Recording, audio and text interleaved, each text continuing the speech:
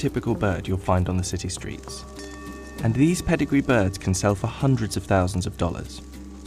In March 2019, Armando the racing pigeon sold to a bidder in China for over 1.4 million. So what is it that makes racing pigeons so expensive?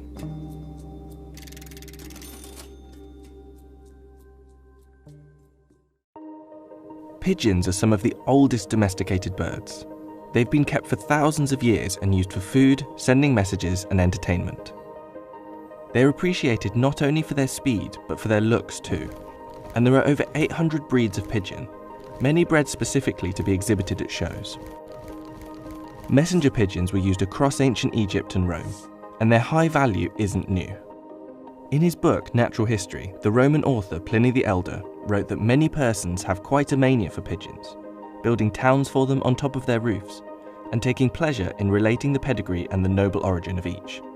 And in about 50 BC, a single pair of pigeons was sold for 400 denarii, almost twice the annual pay of a Roman foot soldier at the time. And right up until the invention of the telegraph in 1844, homing pigeons remained the fastest way to send messages across long distances. The birds could fly 1,000 miles and reach 90 miles per hour over shorter distances. They even played a big part in the World Wars.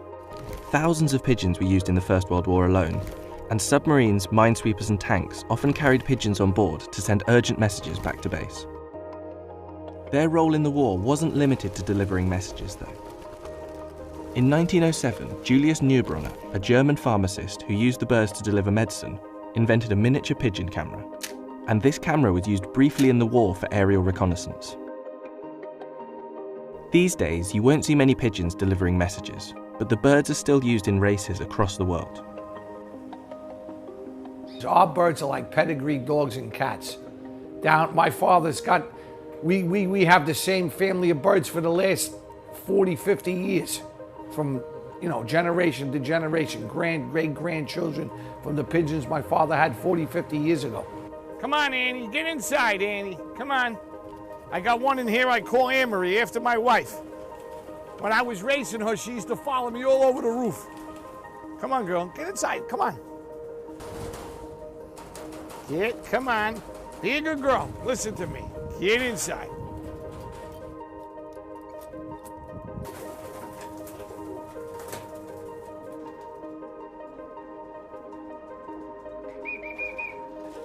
It was a simple thing to have down the garden. It was a way of racing. They used to gamble on them. Whereas if you had horses, took up room, was a lot more involved. You only needed a very small garden, a tiny loft, and you could raise pigeons. Anything else, you couldn't do it. And I think that's why it became so popular. After the war, the sport became a pastime of the working class and affordable to many. But in recent years, it's transformed. Its rising popularity in China and the huge surge in wealth there has led people to invest hundreds of thousands of dollars in the birds, and the prize money for winning some of these races can be equally high. Chinese bidders have spent millions of dollars on pigeons over the last few years, often buying them in from Belgium. And Armando's value rose to 1.4 million only because of a bidding war between two wealthy Chinese buyers. Despite reaching this record price, the bird is likely to never race again, and instead be used for breeding. While the number of British pigeon fanciers has fallen from 60,000 in 1990 to about 21,000 today, there are now 100,000 fanciers in Beijing. Taiwan alone has 500,000 fanciers, and these numbers are rising. The sport is even rapidly growing in Iraq, where a pigeon recently sold for $93,000. This recent surge in value has caused problems. In 2018, two men tried to win the prize money at a pigeon race by smuggling their birds on a bullet train.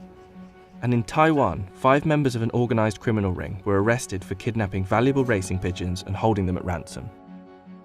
This new expensive world of pigeon racing across Asia has changed the reputation of the sport. And for those with the money to buy the prize winners, these birds are a status symbol. But for those who've been doing it for years, it's not about the money, but the dedication and love of the sport. And nobody can really tell what's going to breed a perfect pigeon. You could pay a fortune for a pigeon. I think there's one been sold in China. The chances are it may never breed a decent pigeon. Who knows? where you could buy 2 pigeons for £10 each. They hit on and they could breed you winner after winner. That's what makes it so fascinating. I mean, I had one bird, my Hall of Fame hen. She flew 1,000 miles in 3 weeks. I put her in a 200, a 250, and a 500. The best race I ever won was the 500-mile race with my Hall of Fame hen. She'd come home 9:15 at night in the dark like a bat. I'm waiting and waiting and waiting, and all I heard was the whisper of the wind. Boom, she hit the coop. I jumped out of my shoes.